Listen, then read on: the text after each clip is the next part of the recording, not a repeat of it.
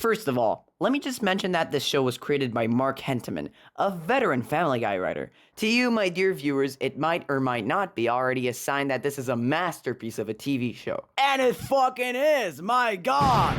Free South is a wacky show full of wacky characters. Characters like Sanford Riley, Del Swanson, Joe Tate, and the souls of the Todd Wolfschmidt and Sternowitz. He used to have an abusive drunken father who later died of a heart attack and keeps mentioning him in times of distress and apparently PTSD. Loud Daddy scares Toddy. Loud Daddy scares Toddy. He also has a small set of diseases which include hip dysplasia, scoliosis, albinism, Thomas More syndrome, and he has a long face due to trouble in the birth canal. It's a dark and dangerous place. How could we forget Ed Bickle, a random-ass redneck who is somehow stupider than Sanford and Del, and for some reason has this weird-ass laugh. The tiger had cancer. If you couldn't tell already, this show is pretty much all about these guys who have to live at this college full of dumbasses. All of them being dumbasses too, except for Joe, the smartest of them all, who kinda acts as the de facto villain of the whole show. The college is called Barter College, conveniently placed in Bartersville. There's plenty more characters I could mention, but not only do I not have enough clips at my disposal to fill up this video, but also, I don't know where to begin! Outstanding. I love that, Tristan. This guy. His name is Saladin. He says a variation of this catchphrase every time he's whether on screen or off screen, and that's pretty much it. There's also Milo, also on the same floor with Sanford, Del, and Ed, and is more of a background character just like the Asian kid. Him, Saladin, the Asian kid, Chef, and Billiam, also some pretty iconic characters from the show, seem to be in the same friend group, often seen together on multiple occasions. There's the newspaper team with Barry, Janice, and Becky, Randy Shaner, a bully from the neighboring fraternity who allegedly turned Todd into the person he is now.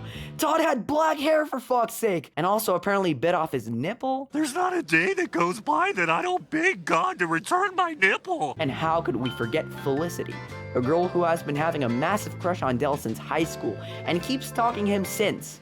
Del also had to file a few restraining orders against her.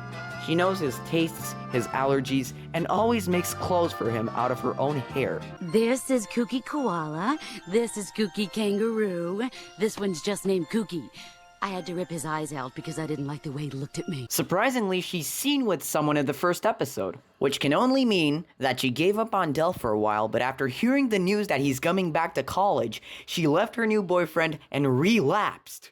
What a sad, sad woman. And the last few characters I want to mention are Dean Earhart and his voice of reason secretary, Linda, who I will be talking more about later on. Oh my god, I forgot to talk about Chuck. He's an American hero. It's not about being a hero.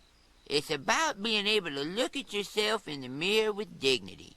Well, gotta go. Someone took a dump in the dryer. Now, you might be asking yourself, how the fuck, or why, or how the hell did you get into my house? Well, when it comes to all of the dumbasses at this college, it most likely all boils down to the college being mainly run by Dean Earhart and Linda, respectively, someone dumb and someone intelligent.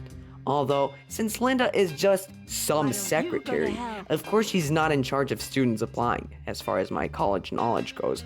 But I think thanks to Linda, there are a few pretty intelligent students at Barter, or at least really annoying people with an average intelligence. I'm looking at you, pillow butt. That's so you! I know. I think the school is full of dumbasses because Dean Earhart was mostly in charge of who entered Barter or not, especially our main duo. But all Linda could have done is guide him into letting all of these slightly smarter students enter, probably to make the reputation of the institution better. It really sounds like a scheme that Dean Earhart would pull off. One thing he's really good at is being a shady-ass businessman. Students like Joe or Natalie, maybe even Todd. He may be pathetic, but he's in a dumbass. Oh, I never should have borrowed that gym teacher's bathing suit. The newspaper team, who I think the most intelligent member of is the Barry. Barry is the most intelligent member, and I think a few others, like Wendy Bonner and her friends. They are dumb more from a social standpoint. I'm thinking of switching from anorexia to bulimia because, my parents bought the meal plan. I'm sorry, it's this Botox. I can't make any facial expressions.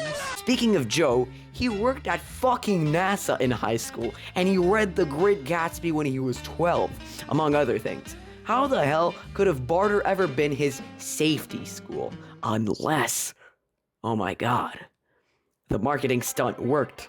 Dean Earhart has been seen to have the budget to make commercials that air on TV, like that one in Stomach Pump 2000, for example. We're gonna need to see your transcripts, mister. Sir, it's an actor on tape, on TV. Or maybe Joe had some friends in high school who weren't really his friends. Maybe they could have just been people hired by Dean Earhart, who were probably paid by him to talk about the college in good light. Maybe Joe just heard good things about Barter College from word of mouth. But I'm getting sidetracked, what the fuck?